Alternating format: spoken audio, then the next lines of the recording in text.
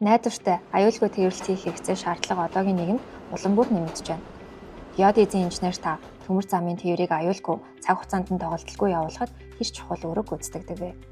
Төлөвлөлт, угсралт болон засвар үйлчлэгийн явцад хяналтын мэргэжлэнүүд нь зорчигчдын аюулгүй байдал болон ачаа тээврийг цаг хугацаанд нь хүргэхэд чухал үүрэг гүйцэтгэдэг.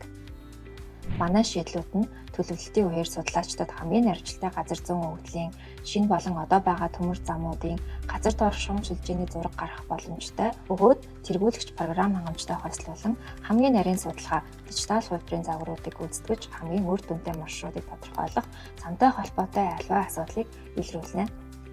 Геодезийн инженерүүд барилга угсралтын явцад талбайн ажлын өвдлийг бэлдэж газар шорооны ажил гүйцэтгэх техникүүдийг наривчлалтай удирдан хянах 3D загварын өвдлүүдийг гаргаж өгдөг машин удирдлагын систем ашиглан ослоо сэргийлж буй хүн бүрийн аюулгүй байдлыг хангадаг. Бидний шийдэл технологиор ажиллаж буй мэргэжилтнүүд наривчилсан ба бүрэн хэмжээний замын байрлал, замын чанарын хяналт, тохируулах болон байгууламжийн зураглалын судалгааг миллиметрийн наривчлалтайгаар хийдэг.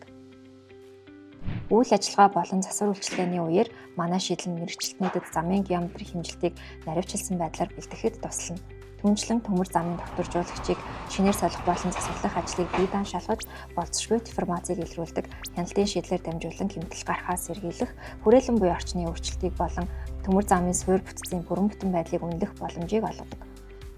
Leica 3D хөдөлгөөнц зураглалын систем нь төмөр замыг 3D хэлбэрээр баримтжуулж зургалахад тусалдаг бөгөөд энэ нь мэргэжилтэнд объектыг таньж мэдээллийг бие даан гаргаснаар төмөр замыг зардал батаагаар хэвийн үйл ажиллагааг хангаж сайжруулах нөхцөлийг бүрдүүлнэ.